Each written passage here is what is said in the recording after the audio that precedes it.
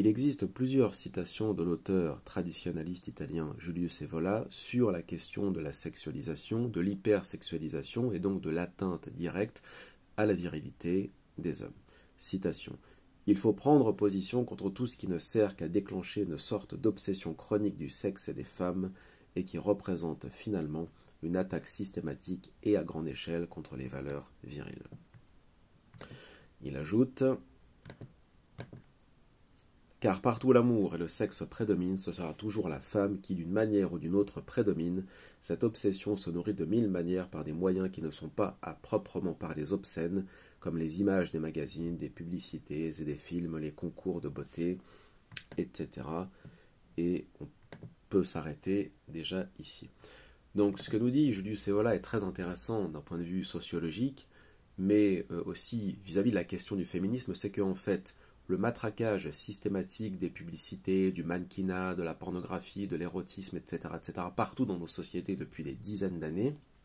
même si en apparence, ça relève plus de la luxure, de l'impudeur, et non pas du féminisme, la finalité de ces troubles d'occupation mentale, en quelque sorte, pour les hommes surtout, c'est de baisser considérablement et d'atteindre directement à leur virilité, leur masculinité, et ce qu'ils sont, c'est-à-dire des mâles alpha, dominateurs, etc. Puisque à la fin, ou disons en termes de finalité encore une fois, qui prend le dessus sur les hommes avec ses publicités, ses photos de femmes à moitié dénudées, etc. Et l'obsession des femmes, puis l'obsession de la sexualité, amène les femmes à dominer les hommes, qu'on le veuille ou pas. Donc ça nous envoie directement au féminisme. Puisqu'à partir du moment que les hommes sont épris constamment, pas forcément à cause de ces images et de la publicité, mais aussi partout dans la société avec cette hypersexualisation, cette hyperféminisation à travers le corps des femmes, dessiné partout, même dans les bandes dessinées, les films, les séries, partout, tout le temps, leur sensualité, etc. La finalité de tels éléments, de tels actes et de telles publicités et ainsi de suite, c'est la domination sur les hommes, c'est la domination sur leur cœur, sur leurs désirs, leurs passions, leurs pulsions, et ils ne sont plus maîtres d'eux-mêmes, ils ne sont plus dans le contrôle de leur personne, de leurs êtres, de leurs âmes ou de leur cœur, ils sont soit moyennement sous contrôle ou contrôlés par d'autres, c'est-à-dire par la société marchande, la société de consommation, mais surtout par les femmes ici. Donc, si à un moment donné les hommes sont constamment, disons, sous l'effet, on va dire, de la beauté des femmes, de leur sensualité, de leur corps, etc., et ne sont plus concentrés sur eux-mêmes, sur leur combat, sur leur guerre, sur leur guerre spirituelle aussi par ailleurs, ou guerre psychologique, ou tout ce qu'ils ont fait depuis des siècles et des millénaires, eh bien ils sont esclaves et ne sont plus des chasseurs ou des dominateurs, ou tout simplement ce qu'ils ont toujours été, c'est-à-dire des mâles virils qui dirigent, etc. Donc ils sont dirigés par d'autres, mais ils sont esclaves de leurs désirs, passions, pulsions. Encore une fois, on a un très beau verset du Coran qui nous renvoie à cela, où Allah Ta'ala nous dit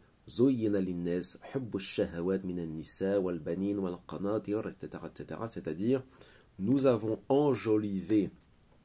ici les termes zoyina, nous avons, en quelque sorte, ça nous renvoie aux parures ziner, n'est-ce pas? On a enjolivé aux gens, aux humains, l'amour des choses qu'ils désirent. Donc ici surtout les hommes, c'est-à-dire les femmes, enfants, trésors, thésaurisés d'or, etc., etc. Donc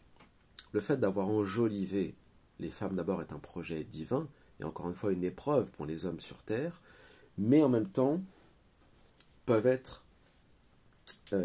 comme l'explique un penseur, des troubles d'occupation mentale. C'est-à-dire que n'étant pas avec son Seigneur créateur, n'étant pas dans sa mission spirituelle, l'homme est esclave, encore une fois, de ses désirs, passions, envies, et il n'est plus maître de lui-même. Donc voilà à quoi sert en vérité tous ces panneaux publicitaires, tous ces magazines, toute cette pornographie, érotisme, etc. depuis des décennies, c'est-à-dire à piéger les hommes en quelque sorte, par le biais du désir et de la sensualité, de la beauté des corps des femmes, et de les écarter de leur mission, c'est-à-dire de lutter contre le mal, d'établir sur terre la justice, etc., si on prend le Coran, hein, n'est-ce pas? Et tout simplement aussi de travailler sur leur nefs, puisque ça nous renvoie à un autre verset du Coran, nefs, l'âme est très incitatrice au mal, n'est-ce pas? Donc,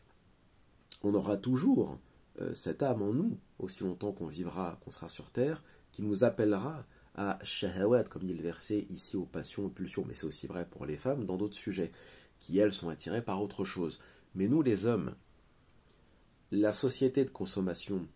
ne fait pas que gagner de l'argent à travers toutes ces publicités, à travers la mise en avant des femmes. Je reprends très rapidement la phrase des voilà, c'était car partout où l'amour et le sexe prédominent, ce sera toujours la femme qui d'une manière ou d'une autre prédomine. C'est-à-dire qu'à partir du moment où les hommes sont obsédés sexuels, obsédés par la sexualité, obsédés par l'amour des femmes, etc., qui est-ce qui gagne en fin de compte dans ce combat? C'est toujours les femmes, puisque les hommes sont attirés non pas par eux-mêmes ou par leur désir, enfin par leur combat respectable, mais attirés par la femme et ce qui va avec derrière, c'est-à-dire son amour et l'intimité avec elle et ainsi de suite. Donc, qu'on le veuille ou pas, dans la sexualité mise en avant, dans la sensualité mise en avant, matraquée partout du matin au soir, sur les chaînes télévisées, dans la rue, etc., il y a du féminisme, donc la domination du masculin par le féminin à travers toute cette propagande. Ce sont des écrits des voilà qui nous ramènent, je crois, dans les années 60. Donc c'était il y a très longtemps.